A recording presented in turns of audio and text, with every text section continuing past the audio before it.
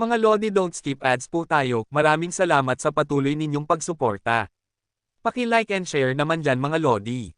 At sa mga gustong mag-donate sa ating GCash or regular na load, mag-comment lang po tayo. Para patuloy tayong makapag-upload ng mga bagong kabanata. Marami pong salamat.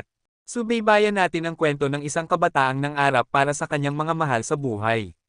Mula sa pinakamahina tungo sa pinakamalakas. Alamin natin ang kwento ng kanyang buhay. Kabanata 2461 hanggang Kabanata 2470. Kabanata 2461.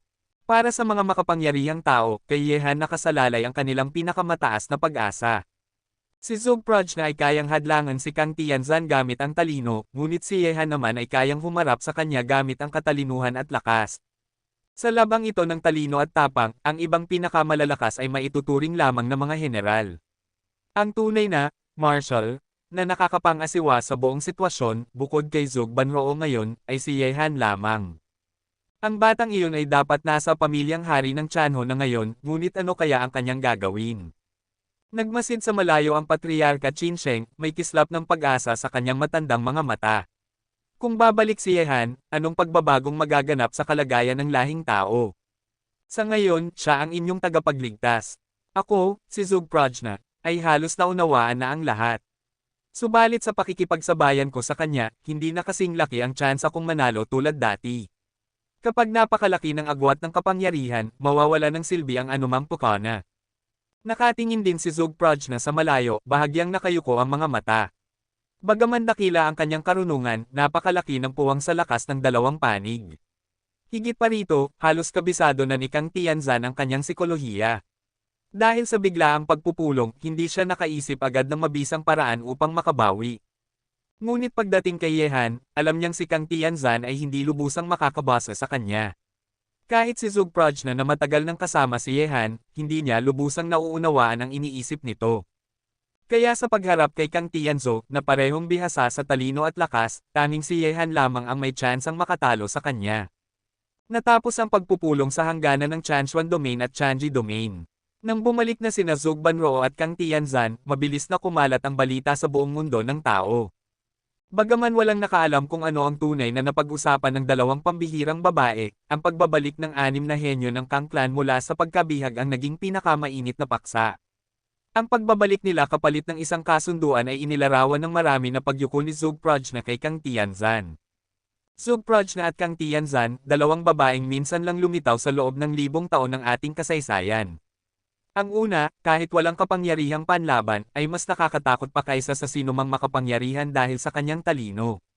Ang huli naman, dalubhasa sa parehong sibil at militar, higit pang nakakatakot. Ngunit sa pagkakataong ito, natalo si Zugproj na. Gayunpaman, hindi dapat kalimutan na sa kanyang mga naunang plano, mahigit 100,000 mandirigma ng Kang Clan ang namatay sa Huangquan dahil sa kanya. Ano man ang sabihin, parehong nakakatakot ang dalawang babaeng ito. Ngayon na panalo si Kang Tianzan, at kapalit ng Hongmen Banquet ay naibalik niya ang 6 na henyo ng Kang Clan, wala na siyang alalahanin. Kung ako ang nasa posisyon niya, agad kong sisimulan ang huling labanan laban sa Chanshuan Domain. Kapag nawala ang puwersa ng Chanshuan Domain, tuluyan ng mamamayani ang Kang Clan sa mundo ng tao. Tila ganoon na nga ang mangyayari. Para kay Kang Tianzan, ito ang pinakamainam na pagkakataon. Habang nag-uumapo ang diskusyon sa buong lupain ng tao, iniisip ng lahat na malapit na ang susunod na hakbang ng Kang Clan. Ngunit ang iniisip nila ay hindi pa agad mangyayari, hindi pa magsisimula ang huling digmaan hanggat hindi natitiyak ni Kang Tianzan ang lahat. Samantala, sa bulwagan kung saan pansamantalang nakatira sina Yehan kasama ang hilagang Demon Clan at pamilya Xiao, binuksan ni Yehan ang kanyang mga mata mula sa pag-eensayo. Binasa niya ang mga balitang ipinadala sa pamamagitan ng Soul Jade Sleep mula kina Qinsheng at iba pa. Pagkabasa niya, napakunot ang kanyang noo. Ang sitwasyon ng lahing tao sa Chanshuan Domain ay talagang komplikado. Bagaman nalilinlang muna si Kang Tianzan, alam ni Yehan na hindi ito magtatagal.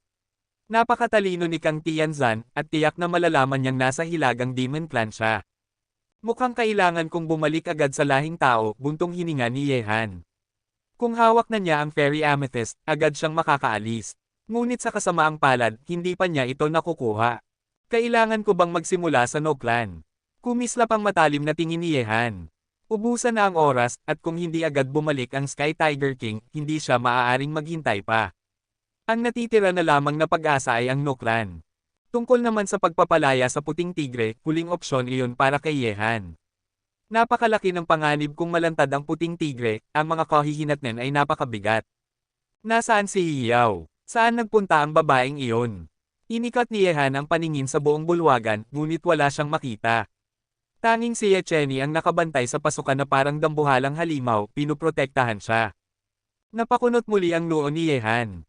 Si Empress Hiyaw ay hindi isang babaeng tahimik lamang.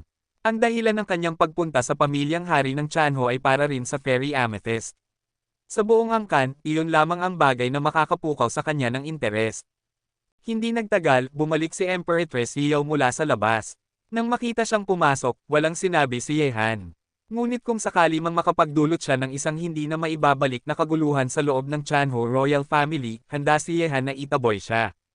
Sa kanya, wala siyang utang na loob kay Empress Hiyaw, si Yeching lamang ang may pagkakautang sa kanya, at iyon ay nabayaran na rin ni Yehan. Hindi mo ba gustong malaman kung ano ang ginawa ko? Tanong ni Hiyaw habang lumapit kay Yehan, nakangiti. May kinalaman ba iyon sa akin? Malamig na sagot ni Yehan. Ngunit nais kitang bigyang babala. Kapag tuluyang nagalit ang Noklan, huwag mo akong sisihin kung pabayaan kita. Ang dalawang matandang iyon ay hindi basta-basta. Hindi muna natin pag-uusapan iyan, sagot ni Empress Hiyaw. Ngunit, interesado ka bang subukan? Kabanata 2462. Pagkarinig nito, tumingin si Yehan kay banal na Empress Hiyaw ngunit wala siyang sinabi, hinihintay lamang ang susunod na mga salita nito. Nagpatuloy ang banal na Empress Hiyaw. Alam mong mabuti na ikaw at ako ay parehong hindi susuko sa Fairy Amethyst, pero natuklasan ko na kung saan ito iniingatan ng Noklan. Kung magsasanib puwersa tayo, baka magkaroon tayo ng tsansa na nakawin ito. Nasa iyo kung may lakas loob kang gawin ito o hindi. Nagulat si Yehan. Paano kaya nalaman ng babaeng ito ang lugar kung saan nakatago ang Fairy Amethyst? Ito ang pinakamahalagang kayamanan ng Noklan, kahit karamihan sa kanilang mga kasapi ay walang kaalaman kung saan ito iniingatan. Ngumiti si Empress Hiyaw at nagsabi, huwag mong kalimutan, ang Fairy Amethyst ay may sariling fairy energy. Ako ay mula sa Yaochi at may fairy roots, kaya't madali para sa akin na maramdaman kung nasaan ito. Nararamdaman mo talaga. Unti-unting kumitid ang mga mata ni Yehan. Siyempre, sagot ni Hiyaw. Pero mahirap para sa akin na makuha ito ng mag-isa. Kaya paano? Makikipagtulungan ka ba? Kung magsama tayo, malaki ang pag-asa na makuha natin ito. Natukso si Yehan sa narinig. Dati wala siyang ideya kung saan nakatago ang amethyst sa napakalaking Noklan, ngunit ngayong alam niya ang eksaktong lokasyon, lalong lumakas ang kanyang pagnanais. Ano ang klase ng kooperasyon ang gusto mo? Tanong ni Yehan, isang senyales na pumapayag na siyang makipagtulungan. Ngumiti si Empress Hiyaw. Alam ko na ang mga matatalinong tao ay gumagawa ng matalinong desisyon sa huli. Kung magsanib puwersa tayo, masisiguro natin ang tagumpay. Binalaan siya ni Yehan. Tandaan mo, nakikipagtulungan ako sa iyo para lamang sa Fairy Amethyst. Labas na ako sa lahat ng bagay na lampas doon. Sumagot si Hiyaw. Huwag kang mag-alala. Bukod dito, wala nang ibang bagay sa Chanho Royal Clan na makakakuha ng interes ko. Pagkatapos makuha ang Fairy Amethyst, ikaw sa iyong landas, ako sa aking landas. Maganda, sagot ni Yehan. Kung ganoon, paano mo nais na gawin ang kooperasyon? Simple lang, paliwanag ni Hiyaw. Ikaw ang maghahata palayo sa mga tao ng Noklan, at ako ang papasok para nakawin ang Fairy Amethyst. Pagkatapos makuha, hati tayo. Sandali, pinigilan siya ni Yehan. Hindi ba't mas mainam na ipakita mo muna sa akin ang lugar? O baka iniisip mo na mas magaling ka sa pagpaplano kaysa sa akin? Kalma lang na sumagot si Hiyaw. Sumama ka sa akin. Hindi nagtagal, pinangunahan ni Empress Hiyaw si Yehan papunta sa teritoryo ng Noklan. Bagaman hati ang Chanho Royal Clan sa dalawang angkan, No at Xiao, malaya pa rin ang mga kasapi na makapasok sa tirahan ng isa't isa. Sa loob ng Noklan, isang napakataas na tore ang nakatayo, umaabot sa daan-daang metro. Sarado ang malapad na tarangkahan, binabantayan ng nakakatakot na mga sundalo. Naroon din ang presensya ng 5 makapangyarihang nilalang na nasa antas ng Heavenly Demon Realm. Ibig sabihin, pinuprotektahan ang tore ng 5 makapangyarihang eksperto at isang malaking hukbo. Kahit ang isang demon god ay mahihirapan sa ganitong depensa. Tingnan mo, wika ni Yao. Kapag naitaboy natin ang mga bantay na ito at nakapasok sa tore, makukuha na natin ang Fairy Amethyst. Napangisi si Yehan. Madali mong sabihin. Ang lakas ng depensa rito ay sapat para itali kahit isang Demon God. Ramdam ko rin ang mga Forbidden Arrays na nakapalibot sa tore. Kapag pinilit nating pumasok, tiyak na maa-activate ito, at kapag lumabas sina matandang Chenji at Chenkyo, wala tayong laban kahit 10 buhay ang kapalit. Hindi natin nagsihiyaw. Bakit, Atras ka na ba? Ito lang ang tanging pagkakataon. Ang Shao Clan ay may 2 piraso lamang ng Fairy Amethyst. Sigurado ka bang bibigyan ka nila ng isa? At paano naman ako? Kung hindi ka sasama, gagawin ko ito mag-isa. Handgal ka, malamig na tugon ni Yehan. Sa paraan mo, tiyak kamatayan ang kahihinatnan. Kung gayon, may ibang paraan ka ba? Tanong ni Hiyaw, kalmado ang tinig. Bumalik muna tayo, utos ni Yehan. Pagbalik sa kanilang pansamantalang tirahan, nanahimik si Yehan, at hindi siya ginulo ni Hiyaw. Pagkaraan ng ilang sandali, nagsalita si Yehan. Kung nais nating makapasok sa tore at makuha ang Fairy Amethyst, ang pinakaligtas na paraan ay ilayo muna sina matandang Chenji at Chenkyo sa Chanhu Royal Clan. Paano natin sila mahahatak? Tanong ni Hiyaw. Sagot ni Yehan. Kung walang nakakaakit na kapalit, hinding-hindi sila aalis dito. May paraan ako para subukan, ngunit hindi ko masisiguro kung gagana. Kapag lumabas sila, ikaw ang baalang mang-istorbo sa mga bantay sa tore. Huwag kang mag-alala, papaalalayin ko si Chenny sa iyo. Ako naman ang papasok sa tore upang nakawin ang Fairy Amethyst. Kabanata 2463. Pagkarinig sa sinabi ni Yehan, tumingin si Empress Hiyaw sa kanya. Kapag dumating ang oras, hindi mo babalak kamkamin mag-isa ang Fairy Amethyst. Ngumiti si Yehan at sumagot. Kung hindi mo ako pinagkakatiwalaan, pwede kang huwag makipag-alyansa sa akin. Pero sabihin mo, sino ba sa atin ang may mas malaking pag-asang makapasok sa tore, ikaw o ako? Maayos, sang-ayon ako sa plano mo. Kailan natin ito gagawin? Sagot ni Hiyaw habang nakatingin kay Yehan. Huwag magmadali, tugon ni Yehan. Pinakamahalagang bahagi ng plano ay ang mailabas sina matandang Chenji at Chenkyo. Mas mainam kung pati sina matandang Taibay at Taisho ay mahayla palabas. Kaya ganito, pumunta ka sa kabisera ng Chanho at ipakalat ang 2 bagay na ito. Siguradong maraming makapangyarihang tao ang mahihikayat at hindi mapakali. Nang makita ni Hiyaw ang inilabas ni Yehan na 2 kumpletong kalansay ng mga Demon God, kumislap ang kanyang mga mata. Mga kalansay ng Demon God ito. At hindi basta-basta lamang. Pero, hindi ba nanghihinayang ka na gamitin ang mga ito bilang pain? Kung walang sakripisyo, walang tagumpay, sagot ni Yehan. Kung kinakailangan, bibigyan kita ng 1 piraso ng Fairy Amethyst, pero ang natitira, akin na. Hindi tumutol si Hiyaw.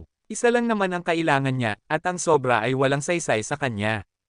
Maayos. Ipagkakatiwala mo sa akin ang bagay na ito. Bukas ng umaga, buong Chanhu Royal Family ay alam na ang tungkol dito. Kinuha ni Hiyaw ang 2 kalansay at umalis sa bulwagan. Alam ni Yehan na walang problema sa kakayahan niya pagdating sa mga ganitong bagay. Pagkaalis ni Hiyaw, tinawag ni Yehan ang kanyang avatar. Ano ang utos? Tanong ng katauhan. Pumunta ka kay Xiao Zhongmo, utos ni Yehan. Huwag kang lalayo sa kanya hanggang bukas ng paglubog ng araw. Kahit umalis siya sa Chanhu Royal Family, susundan mo pa rin. Tumango ang avatar. Maaasahan mo ako. Pagkatapos ay umalis din ito, naiwan si Yehan at si Ye Chenny sa bulwagan. Chenny, bilin ni Yehan? Kapag nagsimula na ang plano, tulungan mo ang babaeng iyon. Tandaan mo, dapat lahat ng kilos ay palihim, huwag mong ibunyag ang pagkatao mo. Masiglang tumango si Ye Chenny. Tumingin si Yehan sa direksyon ng tore. Inaabangan na rin niyang makapasok doon. Kapag nakuha na niya ang Fairy Amethyst, maaari na siyang umalis mula sa mundo ng Yaozo. Ngunit alam niyang hindi ito magiging madali. Kahit sumakto ang lahat sa plano, naroon pa rin ang makapangyarihang Forbidden Array ng tore. Kahit mabasag niya ito, tiyak na mapapansin agad ng Nuklan. Kapag hindi niya agad nakuha ang Fairy Amethyst bago dumating ang Nuklan, malalagay siya sa matinding panganib. Kailangan ko pa ng tulong, bulong ni Yehan. Suzuko. Sinubukan niyang makipag-ugnayan kay Suzuko. Gusto mo ng tulong ko. Tugon ng makapangyarihang nilalang. Matalino ka, ngunit minsan naliligaw ka rin ng sariling talino. Ang mundong ito ay teritoryo ng Chanhu Royal Family, at sino ba ang mas nakakaalam sa kanila kundi ang White Tiger? Ang mga arena iyon ay malakas, pero depende kung sino ang haharap. Ang lahat ng kapangyarihan ng Chanho ay nagmula sa White Tiger. Para sa kanya, maliit na hadlang lang ang mga iyon. Nagliwanag ang mga mata ni Yehan. Kung aalis ang mga bantay, at papasok ng palihim ang White Tiger, walang makakaramdam. Kung ganoon, posible. Mabilis siyang nagpasya at pumasok sa Xuanman World. Samantala, umalis si Emperoress Yao mula sa Chanho Royal Family. Binago niya ang kanyang anyo at nagtungo sa pinakamalaking auction house sa kabisera. Bilang isang misteryosong tao, inilabas niya ang 2 Demon God Skeletons para ipasubasta. Ang halaga nito ay umabot sa daan-daang bilyong Demon Stones. Sa huli, nakuha ito ng 2 makapangyarihan mula sa Sky Demon Realm. Ngunit kumalat agad ang balita sa buong kabisera. Ang 2 nagmamay-ari ng mga kalansay ay naging sentro ng atensyon at inggit ng lahat. Maraming nagnanais sa mga ito, at maraming makapangyarihan ang nakatingin sa kanila. Hindi na sila makakilos ng malaya, kahit umalis man sila sa kabisera. Dahil sa kasakiman, nag-umpisa ng mabalot ng kaguluhan ang buong Chanho King Capital, at tiyak na lalawak pa ito.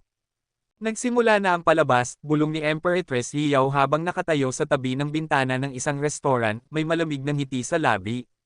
Ramdam niya na malapit nang sumiklab ang malaking labanan at pagdanak ng dugo sa kabisera. Sa loob ng 3 oras mula nang lumabas ang mga kalansay, pati Nuklan at Xiaoclan ay nabalitaan na rin ito. Kabanata 2464. Bilang mga pinuno ng lugar na ito, mahirap na may mangyaring kaguluhan na hindi nila mapapansin. Sa pangunahing bulwagan ng angkan ng Xiao, naroon sina Matandang Taibay at Matandang Taishu, kasama rin sina Xiao Zhongmo, ang replikang nilikha ni Yehan, at ang mga makapangyarihang nilalang ng Xiaoclan mula sa langit na demonyong sektor. Ang mga buto ng Diyos-demonyo, napakabihira ng ganitong bagay. Nakapikit ang mga mata ni Matandang Taibay habang nagsasalita. Ang mga buto ng Diyos-demonyo ay kumakatawan sa isang napakalakas na Diyos-demonyo. Ang ganitong uri ng makapangyarihang nilalang ay hindi basta-basta namamatay maliban na lamang kung naganap ang isang nakapangangilabot na labanan na walang katapusan. Sabi ni Xiao Zhongmo, totoong ang mga buto iyon ng Diyos-demonyo. Baliw na ang buong kabisera, at maraming may masamang hangarin ang nag-uunahan na gumalaw. At higit pa rito, hindi ito karaniwang mga buto ng Diyos-demonyo. Maaaring mga sinaunang Diyos-demonyo ang mga iyon noong nabubuhay pa sila. Mga kalansay ng sinaunang Diyos-demonyo. Nang marinig ito, nayanig ang mga mata ni na Matandang Taibay at Matandang Taishu. Ang mga sinaunang Diyos-demonyo ay higit na mas makapangyarihan kaysa sa mga kasalukuyang Diyos-demonyo. Ang kanilang kapangyarihan sa kultibasyon at pagkaunawa sa landas ng pagsasanay ay ibang-iba kumpara sa ngayon. Kung makakakuha ng ganoong kalansay ng sinaunang Diyos-demonyo, maging ang isang nilalang na nasa antas ng langit na Diyos-demonyo o isa ng tunay na malakas sa antas ng Diyos-demonyo, ay tiyak na matutokso. Kamusta naman ang angka ng No? Tanong ni Matandang Taibay. Sa ngayon, hawak ng iba ang 2 kalansay ng Diyos-demonyo. Kung agawin ito ng Xiaoclan ng lantaran, magiging halatang pananakot iyon. Ngunit kung kikilos ang angkan ng No, hindi maaaring manatiling walang ginagawa ang Xiaoclan. Matagal nang nais ng angkan ng No na supulan ang Xiaoclan. Kung makukuha nila ang mga buto at makapagpalakas ng kanilang mga mandirigma, magiging malaking banta sila sa Xiaoclan. Sabi ni Xiao Zhongmo, wala pa silang galaw, pero may mga tao akong nagbabantay sa kanila. Sa oras na kumilos sila, agad nating malalaman. Magaling, patuloy na bantayan at kontrolin ang buong kabisera. Malamig na utos ni Matandang Taibay. Tila malinaw na natutokso siya sa mga buto ng Diyos-demonyo. Kahit hindi kumilos ang No Clan, sasali pa rin ang Xiao Clan sa laban. Ang pinakamahalaga ay huwag mahulog sa bitag. Tahimik lamang na nakatayo sa bulwagan ang replikang nilikha ni Yehan, parang tagamasid. Ngunit alam niyang nagsisimula ng magtagumpay ang plano ni Yehan. Ang Xiao Clan mismo ay natutokso na. Paano pa sila magiging manhid sa ambisyon ng No Clan? Lumubog ang gabi, at ang dilim ay hindi nakapawi sa nakabalot na amoy ng kamatayan sa kabisera. Sa halip, mas lalo pa itong tumindi at tila sisubog na anumang oras. Sa himpapawid, nakatanaw si banal na Emperoress Yao sa isang sinaunang mansyon. Isa sa makapangyarihang mandirigma ng langit na demonyong sektor na nakakuha ng buto ay pansamantalang naninirahan doon. Sa ngayon, wala siyang tsansang makalabas ng kabisera. Ang buong lugar ay nasa ilalim ng mahigpit na pagbabantay, walang sino mang makalalabas o makakapasok. Parating na sila. Sa paligid ng gabi, biglang sumabog ang malalakas na aura sa dilim. Sa ilalim ng buwan, naramdaman ang malamig na hangin at nakamamatay na gabi. Ang mga nagtatago at naglalaway sa mga buto ng Diyos Demonyo ay hindi na nakapagpigil. Ang mga putok at ingay ay umalingaw sa paligid ng mansyon, at sa dilim, naroon ang mga mata ng makapangyarihang nilalang na nakatitig dito. Nakangiting umalis si Emperor Xiao. Alam niyang sa pagsiklab ng digmaan doon, mas marami pang tao mula sa kabisera ang maaakit na makisali. Sa oras na iyon, ang dalawang matatandang No clan, sina Chenji at Chenkyo, ay lumabas din ng Chanhu Royal Clan kasama ang kanilang mga mandirigma. Ang balita ng kaguluhan ay mabilis na nakarating sa kanila, kaya't hindi na sila mapipigilan. Matandang Taibay, kumilos na ang No clan. Mula sa labas ng bulwagan, dumating ang replikang nilikha ni Yehan kasama si Xiao Zhongmo. Nang marinig ito, nagkatinginan sina matandang Taibay at matandang Taishu, at sabay na kumislap ang malamig na liwanag sa kanilang mga mata. Kumilos na tayo. Hindi nagtagal, nang kumilos ang No clan, agad ding kumilos ang Xiao clan. Sabay na umaksyon sina matandang Taibay at Taishu, habang sina matandang Chenji at Chenkyo naman ang nanguna sa No clan. Samantala, alam din agad ito ni Yehan. Dahil nakadikit ang kanyang replika kay Xiao Zhongmo, anumang nalalaman ng replika ay alam din ng kanyang tunay na katawan. Parang matagumpay ang plano. Ang tigre ay umalis sa bundok. Walang matinding mga pinuno ang maiiwan sa Chanhu Royal Family ngayong gabi. Nakangiti si Yehan sa bulwagan. Ang mga pinuno ng No clan at Xiao clan ay umalis na. Kapag bumalik si Emperor Xiao, oras na upang atakihin ang tore. Ilang minuto pa lamang, dumating na si Emperor Xiao. Pareho silang nakangiti ni Yehan. Sabi niya, ngayon, halos lahat ng makapangyarihang pinuno ng Chanhu Royal Family ay wala na. Ano sa palagay mo? Gawin na ba natin ito? Gawin na natin. Tandaan mo ang sinabi ko, ilayo mo lang sila. Ako na ang bahala sa tore. Tumitig si Yehan kay Ye Chenny at nagwika, Chenny, tulungan mo siya ng palihim. Maliban na lamang kung kinakailangan, huwag kang pumatay. Tumanggaw si Ye Chenny at pinigilan ang matinding puot sa kanyang mga mata. Madilim ang gabi, maangin at tahimik ang Chanhu Royal Family. Ngunit sa paligid ng mataas na tore, mahigpit pa rin ang pagbabantay ng kanilang mga hukbo at ilang makapangyarihang nilalang mula sa langit na demonyong sektor. Ang tore na iyon ang nagsisilbing tagwa ng kayamanan ng No clan, kaya't hindi matitinag ang kanilang depensa. Sa lilim ng gabi, magkasamang dumating sina Yehan, Yao, at Chenny. Matatalim ang kanilang mga titig habang nakatingin sa tore. Sino ang mag-aakalang may mga ngahas na atakihin ang No clan sa mismong lugar na ito? Ngunit sa oras na ito, ang kaguluhan sa kabisera ay sila ring bitag para sa No clan. Kabanata 2465. Simulan na natin. Bulong ni Yehan habang tumingin kay banal na Emperor Xiao sa tabi niya. Nang marinig iyon, hindi na nagsalita pa si Yao. Nagbago na ang kanyang anyo at tila isa siyang malakas na ihip ng hangin na mabilis na tumakbo papunta sa tore. Kasabay nito, kumawala mula sa kanyang katawan ang nakakatakot na presensya. Sinong nandyan? Sa iglap ng pagsugod ni Yao, nagulat ang hukbo sa paligid ng tore. Agad na rumspond ang daan-daang mandirigma upang harapin siya. Ang kukuha ng buhay ninyong parang aso. Paus na tinig ni Yao. Nakasuot siya ng maitim na damit panggabi kaya't hindi makilala kung babae o lalaki siya. Mabilis ding sumabog ang kanyang nakakatakot na atake. Nangahas kang pasukin ang kuta ng No clan. Dakpin siya. Biglang lumitaw ang mga makapangyarihang tanod sa paligid ng tore. 5 sa kanila, mga Panginoon sa antas ng langit na demonyong sektor, ang hamarang mismo sa harapan ng tore. Ang kanilang mga mata ay malamig na parang yelo. Ngunit ang mga atake ni Yao ay parang walang katapusang ulan na bomb alot sa hukbo sa harap niya. Bagamat bumaba na ang kanyang lakas sa antas kalahating banal, hindi pa rin siya nahirapang durugan ang mga mandirigmang nasa antas lamang ng Demon Emperor. Sa isang iglap, sumabog ang tunog ng matinding labanan. Mag-isa, nakipaglaban si Yao laban sa daan-daang Demon Emperor at hindi siya nahirapan. Kahit ang 5 makapangyarihan mula sa langit na demonyong sektor ay hindi na nakatiis. Isang nakakatakot na puwersa ang biglang naging walang hanggang ipu-ipo at binalot si Yao. Isa ito sa mga tunay na malakas ng langit na demonyong sektor. Nang makita iyon, hindi na nag-aksaya ng oras si Yao at agad siyang naglaho na parang hangin, naglaho sa dilim ng gabi. Sa pagdating ko, akala mo makakatakas ka. Ang buong angkan ay nakaselyado, habulin siya. Galit na sigaw ng mga taga-No clan. Ang lantad na pag-atake ni Yao ay malinaw na pagbaliwala sa kanila. Nang magsimulang maghabulan ang mga bantay, tahimik na lumitaw si Yehan sa dilim at malamig na tinapik sa balikat si Ye Chenny. Chenny, oras muna. Ilayo mo ang limang iyon, magkita tayo sa bulwagan. Tumango si Chenny. Agad siyang naging isang nakakatakot na itim na hangin na palm unit sa gabi.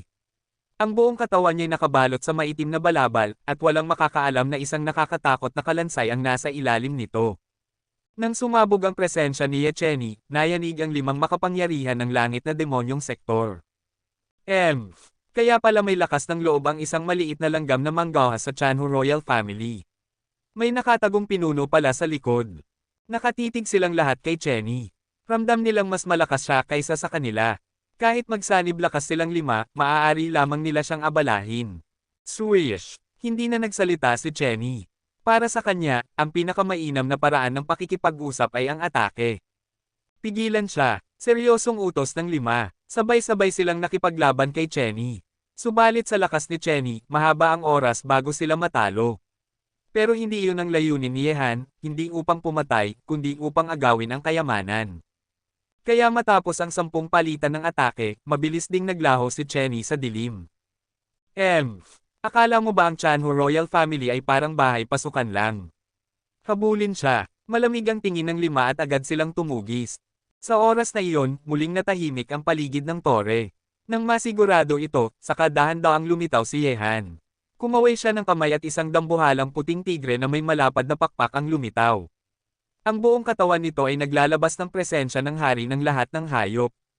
Ang titig nito ay sapat para mapasunod ang lahat ng nilalang demonyo. Ito ang banal na hayop na puting tigre na matagal nang hindi lumilitaw. Pagbabawal ng dugo, hindi ko akalaing nakalimutan na ng mga supling ko ang kapangyarihang ito. Mahabang sabi ng puting tigre habang nakatingin sa langit gabi, ramdam ang presensya ng kanyang mga inapo. May bakas ng damdamin sa kanyang mga mata. Lumapit si Yehan at nagsabi, maliit na kaibigan, oras na. Hindi ko pa kabisado ang buong lakas ng Chanhu Royal Family. Baka may nakatagong napakalakas na nilalang sa kanila. Sumagot ang puting tigre, huwag kang mag-alala. Walang makakapinsala sa akin dito.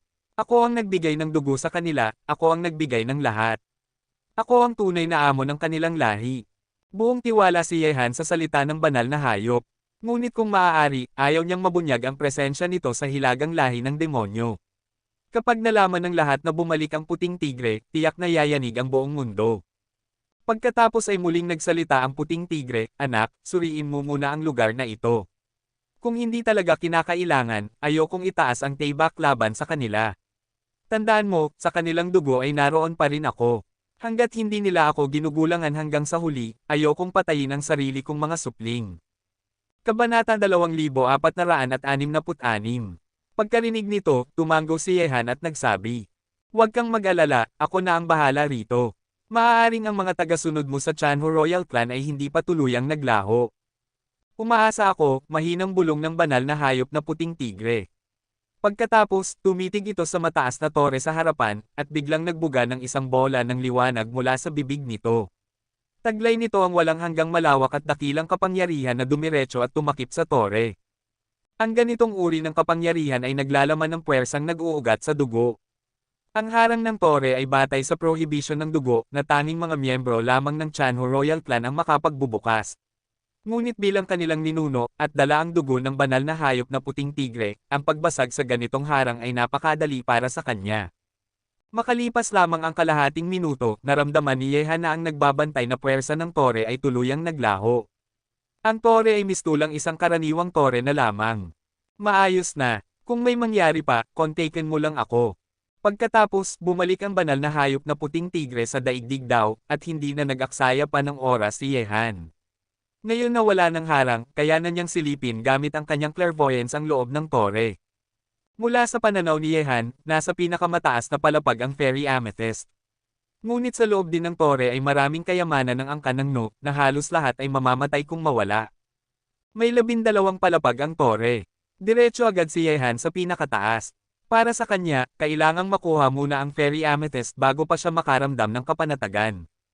Sa tuktok ng tore, 4 na Fairy Amethyst ang nakaimbak. Bawat isa ay kasing laki ng kamao, kumikislap na parang diamante, at umaalingasaw ng makapangyarihang halimuyak ng immortalidad. Dahil dito, napupuno ng mala-immortal na enerhiya ang buong silid, at bawat paghinga ay nakakalinaw ng isipan. Ito ang Fairy Amethyst. Dumating na si Yehan dito. Nang makita niya ang 4 na piraso sa ibabaw ng batong altar, kumislap ng matinding kasabikan ang kanyang mga mata. Ito ang dahilan kung bakit siya nagpunta sa Northern Monster Race, at sa wakas, nakuha na niya ito. Agad niyang kinuha ang 4 na fairy amethyst. Pag-aari ng Noklan ang mga ito, ngunit para kay Yehan, hindi niya iyon hahayaang manatili sa kanila. May utang pa ang Noklan sa kanya, ito ang magiging kabayaran. Pagkatapos, sinuyod din ni Yehan ang iba pang kayamanan sa itaas, kabilang ang dugong ginseng na halos 10,000 taon na ang tanda, isang pambihirang gamot na kayang magligtas ng taong nasa bingit ng kamatayan. Sa huli, tinangay ni Yehan ang lahat ng mahahalagang bagay. Para sa kanya, wala ng formalidad laban sa Noklan. Ngunit upang maiwasan na mahuli ng mga nakatatandang mandirigma ng Nok, hindi siya nagtagal sa loob. Kung bumalik ang mga ito at harangan ang labasan, mahihirapan siyang makatakas ng tahimik. Nang mga oras na iyon, sa madilim na kalangitan ng Chanhu Royal Clan, isang lalaking nasa gitnang edad, nakasuot ng itim na robe at may nakapanghihilakbot na aura, ang lumitaw. Napunit niya ang mismong kalawakan para makapunta roon, patunay ng kanyang nakamamanghang lakas. May nangyari sa kayamanang tore ng Noklan. Nakakunot noong bulong ng lalaki. Sa kanyang kapangyarihan, agad niyang naramdaman na nawala ang harang ng tore. Eksaktong sa sandaling iyon, lumabas si Yehan mula sa tore, payapang parang galing lamang sa sariling tahanan. Namangha ang lalaki sa nakita. Paanong nabuksan ng isang tagalabas ang harang ng dugo ng Noklan? Imposible iyon. Ngunit kahit nakatutok ang aura niya kay Yehan, hindi pa siya kumikilos. Alam niya, ang Chanhu Royal Clan ay hindi basta-bastang lugar na maaaring lapastanganan ng kahit sino. Samantala, hindi alam ni Yehan na siya'y minamanmanan. Matapos makalabas ng tore, tahimik siyang bumalik sa bulwagan na pansamantala niyang tinutuluyan, at naghihintay kina Emperor Liao at Ye Cheni. Para sa kanya, matagumpay ang lahat, hindi man lang nalaman ng Noklan na ninakawan sila.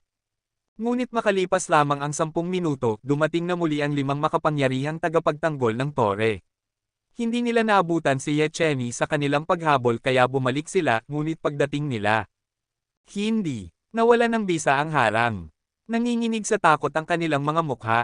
Kung nawala ang proteksyon ng dugo, malamang pati ang mga kayamanan ay nanakaw. Linlangan tayo gamit ang Tunda Tiger away from the mountain. Demonyo, bilasan ninyo, ipatawag ang 2 nakatatanda, sina Chenji at Chencho. Pasukin natin ang tore agad. Mabilis na kumalat ang alarma sa buong Noklan. Ang pagnanakaw sa kanilang treasure tower ay magdudulot ng napakalaking pinsala. Ngunit para kay Yehan, wala na siyang pakialam. Ang mahalaga, nakuha na niya ang fairy amethyst, at hanggat hindi siya mahuhuli, hindi siya madudawet. Kabanata 2467. Hindi nagtagal ay bumalik na si Ye Cheni. Sa usapin ng lakas at bilis, tanging ang 4 na nakatatandang tagapagbantay ng buong Chanhu Royal Clan lamang ang maaaring makapantay sa kanya. Maliban doon, wala nang makakahabol. Kasunod nito, bumalik din si banal na Emperor Xiao, ngunit ikinabahala ni Yehan ang makita na sugatan ang babae. Kahit pa nakaharap ito sa grupo ng mga Demon Emperor Masters, hindi naman dapat ito ganoon kahirap para makatakas siya ng ligtas. Subalit sa oras na ito, may sugat siya. Isang aksidente lang ito, sabi ni banal na Emperor Xiao, habang pinipigil ang kanyang labi sa pagkagat, kita ang pagpipigil ng damdamin. Sabi ni Yehan, kung masasaktan ka lamang sa pakikipaglaban sa grupo ng mga Demon Emperor, tila ba ang mga natitirang epekto ng iyong dating pinsala ay lumalala na? Tumigil ka na sa pangungulit. Nakuha mo ba ang fairy amethyst? Iyon ang pinaka nag-aalala kay Emperor Xiao. Nakatingin siya kay Yehan na puno ng pag-asa. Sabi ni Yehan, huwag kang mag-alala. Ang parte mo ay ibibigay ko rin sa iyo matapos nating makaalis sa Chanhu Royal Clan. Yehan, ano bang ibig mong sabihin? Nagbago ang ekspresyon ni Emperor Xiao at lumamlam ang kanyang mukha. Bakit? Sa tingin mo ba aagawin ko ang parte mo? Malamig na sagot ni Yehan. Sa ngayon, mas ligtas na nasa akin ang fairy amethyst bago tayo makalabas dito.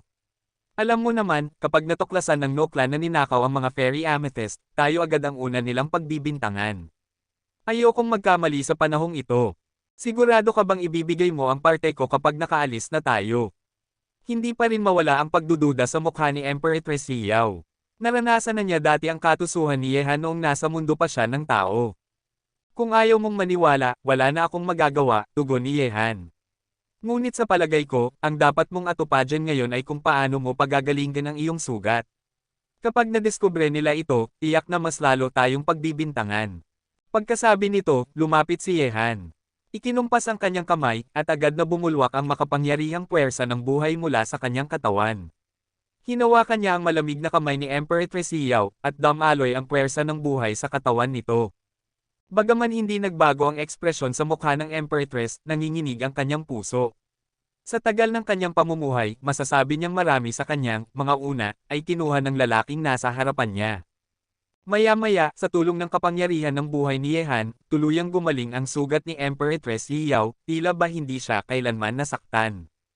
Alam na niya noon pa ang tungkol sa kakayahan ni Yehan, kaya hindi na siya masyadong nagulat. Handa na tayo. Kung tama ang bilang ng oras, bukas ay lalabas na rin ang babaeng iyon mula sa Tiger Tomb. Kapag nangyari iyon, hanapan natin ng pagkakataon para makaalis na sa Chanhu Royal Clan. Sabi ni Yehan habang pinapagpag ang kanyang mga kamay. Tumango si Empress Yao. Makikinig ako sa iyo ngayon, pero siguraduhin mong hindi mawawala ang Fairy Amethyst. Kung hindi, huwag mo akong sisisihin kapag hinanap kita. Malamig na umirap si Empress Yao, saka umikot at pumasok sa bulwagan. Magandang babae, pero sayang, medyo matanda na, bulong ni Yehan sa sarili. Sa sagot na iyon, agad niyang natanggap ang nakamamatay na titig mula kay Empress Yao. Salot, kahit sino ka pa, sisirain talaga kita. Sa lugar kung saan nakatago ang treasure tower ng Noklan, dumating na ang dalawang nakatatanda, sina Chenji at Chenkyo, kasama ang kanilang mga tauhan. Ang kanilang mga mata ay malamig at nakakatakot. Nabigo sila sa pag-angkin ng buto ng Demon God, at ngayon ay pati ang mga kayamanan nila ay ninakaw. Sa kanilang likuran, naroon ang mga pinuno ng Noklan na hindi makaimik. Bukod sa Fairy Amethyst, maraming kayamanan pa sa tore ang nawala. Nagsilbi itong matinding dagok sa buong Noklan, sapagkat bawat isa sa mga iyon ay halos walang katumbas na halaga. Mas nakakapanghina ng loob, wala man lang nakakaalam kung sino ang gumawa nito, o kung paano nabasag ang harang ng dugo. Sa matinding galit ni Elder Chenkyo, walang naglakas loob magsalita, lalo na ang 5 tagapagtanggol mula sa Sky Demon Realm. Nasara na ba ang buong Royal Clan? Malamig na tanong ni Elder Chenji, pilit pinipigilan ang puot. Nakasara na po, Elder. Sigurado ako, hindi pa nakakalabas ang grupong iyon. Sagot ng isa sa mga makapangyarihan. Grupo. Sa narinig, halos sa paki ni Elder Chenji ang nagsalita. Hindi nila alam kung ilan ang kalaban, paano nila ito hahanapin. Malamig ang mukha ni Elder Chenji. Ang tanging makakabasag ng harang ng dugo ng hindi natutuklasan ay yaong mga malayang nakakapasok at nakakalabas sa ating Royal Clan. Bukod sa atin, ang natitirang may kakayahan ay ang pamilyang Xiao. Bukod pa riyan, ang batang iyon, malaki rin ang posibilidad na sila ang may kagagawan, dagdag ni Elder Chenkyo. Dalawang Elder, ano po ang gagawin natin ngayon? Tanong ng isa sa mga mandirigma. Ano pa ba? Hindi pa ba malinaw? Mag-imbestiga. Kahit ang Noklan o ang Xiao Clan, hukayin ninyo, kahit palalimin ng 3 talampakan. Hanapin ninyo sila. Agad na umalagwa ang nakakakilabot na aura mula kay Elder Chenji. Sa pagkakataong iyon, tunay na sumabog ang kanyang galit. Kahit pa magalit ang Xiao Clan, wala siyang pakialam. Dahil sa kanyang utos, agad na kumalat ang kaguluhan mula sa Noklan patungo sa pamilya Xiao. Ang puwersa ng Noklan ay maringal na pumasok sa teritoryo ng Xiao Clan. Kabanata 2468. Mga walang modo. Akala ba ng dalawang matandang iyon na madali lamang apihin ang Xiao Clan? Sa pangunahing bulwagan ng Xiao Clan, labis na nagngingit-ngit sina matandang Taibay at matandang Taishu. Kanina'y maganda ang kanilang pakiramdam dahil umatras ang Noklan at nakuha nila ang mga buto ng Diyos Demonyo, ngunit iyon ay winasak ng malawakang paghahalughog na isinagawa ng Noklan. Talagang sobra na sila. Sa tingin ba nila kaya naming gumawa ng ganyang bagay? Malalim na ang mukha ni matandang Taibay. Sabi ni Xiao Zhongmo, matanda, ano ang dapat nating gawin ngayon? Hindi lamang tayo ang pinupuntirya ng Noklan, kundi pati rin sila Hanye at ang iba. Kung pababayaan natin, baka may mangyaring masama. Nakadepende iyan kung kaya ba nila. Galit na tumindig si matandang Taibay. Hindi na kailangan, hayaan ninyo silang gawin ang gusto nila. Biglang pumasok mula sa labas ng bulwagan ang isang lalaking nasa katanghaliang gulang na may nakakatakot na presensya. Nang makita siya, agad na nagpakita ng paggalang sina matandang Taibay at ang iba. Patriarch. Tumango ang lalaki, siya ang pinuno ng pamilyang hari ng Chanho, ang mismong hari ng Chanho. Naupo siya sa pangunahing upuan ng bulwagan at sumambulat mula sa kanya ang nakamamanghang kapangyarihan. Bilang pinuno ng lahing maharlika ng Tianho, ang kanyang karangalan ay hindi maaaring lapastanganan. Kahit ang Noklan, na panangkasakiman, ay kinakailangang mag-ingat sa kanyang harapan. Patriarch, tapos na po ba ang pagpupulong ng 8 hari? Tanong ni matandang Taibay. Hindi inaasahan ng lahat ang pagbabalik ng hari ng Tianho sa oras na iyon at sabik silang malaman ang naging resulta. Tumango ang hari ng Tianho at nagsabing seryoso, pag-uusapan natin iyon mamaya. Sa tingin ko, habang wala ako, marami nang nangyari sa ating angkan. Sabihin ninyo sa akin ang lahat. Nagkatinginan sina matandang Taibay bago nagsalita, Patriarch, may nangyari ng kakaiba. Hindi pa nagtatagal, may isang miyembro mula sa desyertong lupa na bumalik, at ipinakita niya ang kahangahangang talento sa lugar ng pagsubok. Sa kasaysayan ng ating Tianho Royal Clan, wala pang 5 tulad niya. Pinapasok ko na siya sa Tiger Tomb, at bukas ay lalabas na siya. Nagningning ang mga mata ng hari ng Tianho. Isang tao mula sa desyerto na may ganyang lakas. Nagpatuloy si matandang Taibay, Patriarch, ang dalagang ito ay may 4 na kulay ng batong hiyas, 5 tambol ng potensyal, at umabot sa ika-9 na palapag ng tore ng dugo. Ginawa ko na siyang ika-5 batang Panginoon ng ating angkan. Napakahusay, lalong kumislap ang mga mata ng hari ng Tianho. Magaling ang iyong ginawa. Ang ganitong talento ay dapat alagaan. Pero, ano naman ang tungkol sa banyagang binata? Huminga ng malalim si matandang Taibay, mukhang nakita na po ninyo siya, Patriarch. Ang pagiging kakaiba ng batang iyon ay higit pa sa dalagang nabanggit. Bilang isang Demon Lord ng 5 tribulation, nagawa niyang durugan ang isang mataas na antas na Demon Emperor. Taglay din niya ang kapangyarihan ng demonyo, at higit pa riyan, maaaring siya'y mula sa Shuanzhou Island sa dagat silangan. Nagulat ang hari ng Tianho. Ang 3 bagay na iyon, 5 tribulation, kapangyarihan ng demonyo, at pinagmulan mula sa Shuanzhou Island, ay lahat nakamamangha, ngunit nagtatagpo sa iisang tao. Mayroon palang ganoong kakilakilabot na henyo sa lahi ng mga demonyo. Idinagdag ni matandang Taishuk, Patriarch, totoo po, nakakatakot ang batang iyon. Sa kanyang talento at pinagmulan, malaking bagay kung maging kaibigan natin siya. Bukod dito, nakarating lamang ang dalaga mula sa desyerto ng ligtas dahil iningatan siya ng batang iyon. Kung hindi, matagal na siyang pinatay ng mga Noklan. Nanlamig ang mga mata ng hari ng Tianho. Kaya pala, may lihim na ginagawang kasamaan ang Noklan. Patriarch, sabi ni matandang Taibay, malaki ang ambisyon ng Noklan. Ayaw nilang makakita ng ganitong henyo sa ating Shao Clan. Pero, hindi rin malinis ang hangarin ng batang iyon, dinala niya ang dalaga para makuha ang Fairy Amethyst. Fairy Amethyst, ngumiti ang hari ng Tianho. Ganoon pala, pero sa tingin ko, mas malalim pa ang pinagmula ng batang iyon. Alam ng hari ng Tianho na si Yehan lamang ang may kakayahang buksan ang mga selyo ng dugo sa Treasure Tower ng Noklan. Ibig sabihin, may sikreto siyang tinatago.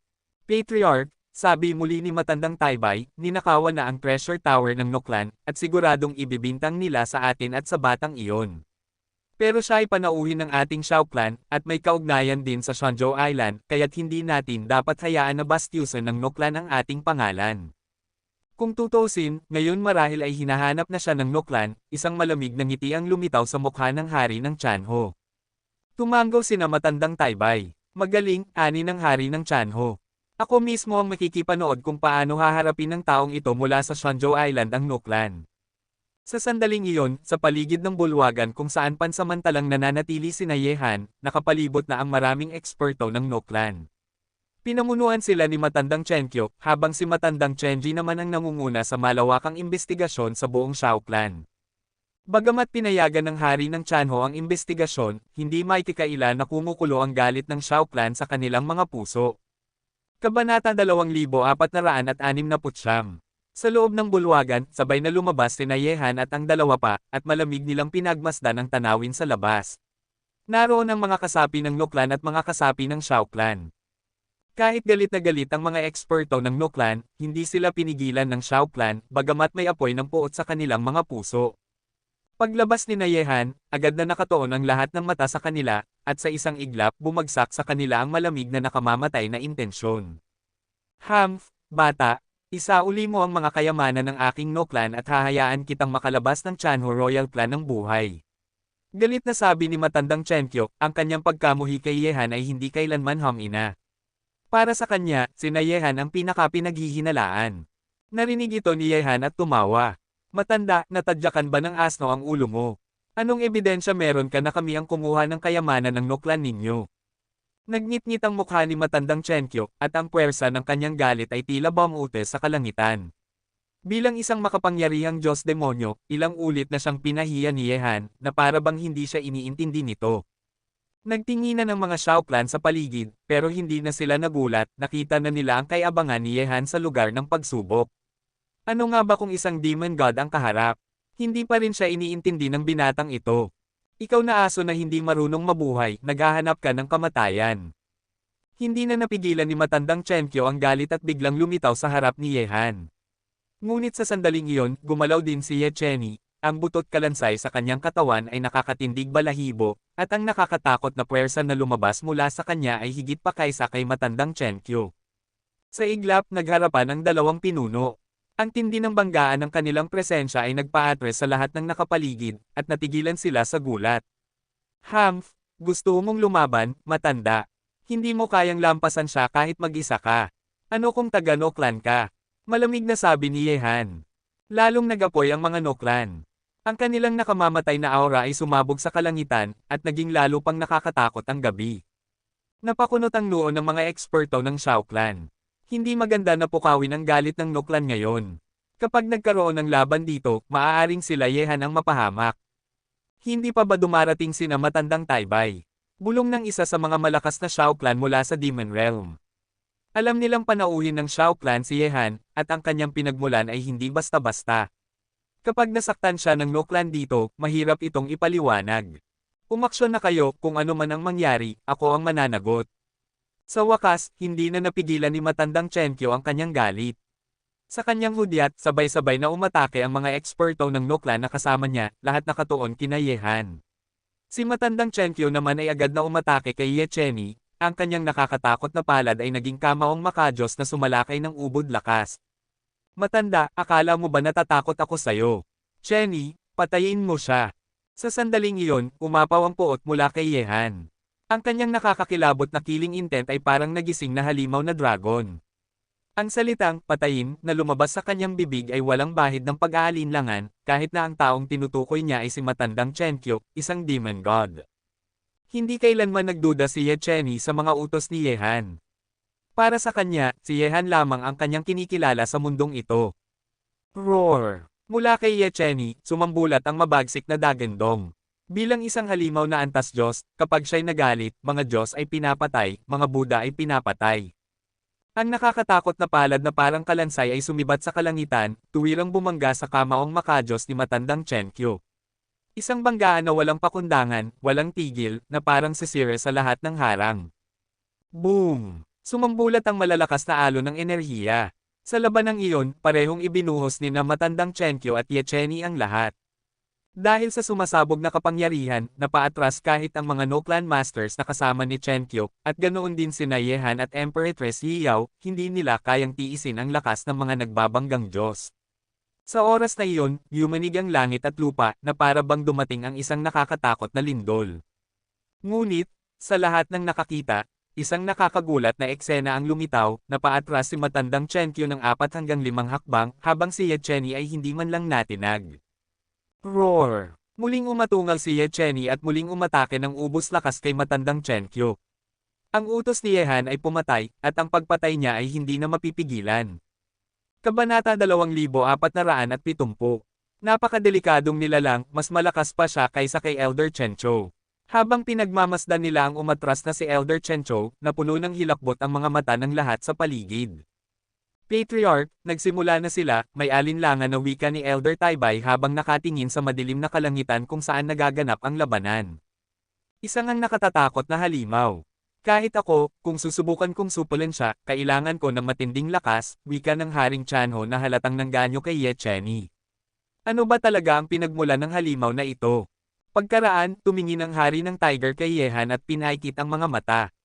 Ngunit kahit na may ganoong halimaw na nagbabantay sa kanya, mahirap pa rin siyang makatakas. Tila sinasadya ng batang ito na galitin ang Noklan. Ibig bang sabihin ng Patriarch, alam niyang darating tayo at nais niya tayong udyukan na lumaban? Tanong ni Elder Taibay. Malaki ang posibilidad, tugon ng hari ng tiger. Matalino ang batang ito. Tila mayabang, ngunit sa totoo ay tuso at mapanuri. Alam niyang mula siya sa Shanzhou Island sa silangang dagat at inasahan niyang hindi hahayaang may mangyaring masama sa kanya dito ang aking Chanhu royal family. Kaya wala siyang takot. Ngunit yamang sinasabi ninyong napakalakas niya, nais kong makita mismo kung hanggang saan ang kanyang kakayahan. Kaya walang sino man ang gagalaw hanggat hindi siya nasa bingit ng kamatayan. Narinig ito ng mga pinuno ng Shao Clan, kaya wala silang nagawa kundi sumunod. Gawin na, dakpin ang batang ito, sigaw ng mga malalakas mula sa No Clan na muling nakatuon kay Yehan. Ang mga makapangyarihang nilalang mula sa Sky Demon Realm ay sabay-sabay na tumutok kay Yehan at Emperor Yi Yao kaya dumagan ang mabigat na presyon sa kanila. Bata, maaari ka bang magpakumbaba? Malaking kapahamakan ang hinaharap natin. Mariing wika ni Saint Emperor Yi Yao habang nakatitig. Huwag kang mag-alala, tugon ni Yehan na malamig ang ekspresyon. Ang mga nakatago sa dilim, lalabas din sa oras. Kaya, lumaban muna tayo. Kahit nasa ilalim ng mabigat na presyon mula sa mga makapangyarihan sa Sky Demon Realm, hindi siya nag-alala sa sarili. Alam niyang gustong patayin siya ng No Clan, ngunit tiyak na hindi ito hahayaang mangyari ng Shao Clan. Buzz! Buzz! Mula sa unahan, dumating ang nakapangangilabot na buhawi ng pag-atake. Maging sina Yehan at Saint Emperor Yi Yao ay nakalubog sa sabayang pagsalakay ng mga halimaw. Ang ganoong lakas ay sapat upang pumatay ng kahit sinong Demon Emperor. Patayin! Sumabog ang lakas demonyo mula sa katawan ni Yehan na parang kulog na umuugong. Isang nakapangangilabot na sibat ng kamatayan ang lumitaw sa kanyang kamay, isang sandatang kapantay ng banal na armas ng lahing tao. Dahil sa kakaibang lakas ni Yehan, higit pang tumindi ang kanyang kakayahan sa labanan. Sa isang iglap, sinugod niya ang isang makapangyarihan sa Sky Demon Realm. Ang sibat ay tila kidlat na palm unit sa langit. Nabigla ang kalaban dahil sa tunay na harapan lamang nila nadama ang nakapanlulumong kakayahan sa labanan ni Yehan. Ngunit kasabay nito, lihim na pinalabas ni Yehan ang lakas ng paglikha mula sa kanyang isipan. Ang lakas na iyon ay dumadale sa kaluluwa, habang ang lakas demonyo ay sa katawan. Isang maliwanag at isang madilim, magkasabay na nagtrabaho. Kahit si Lei Jiang noon ay nasugatan sa pamamaraang ito.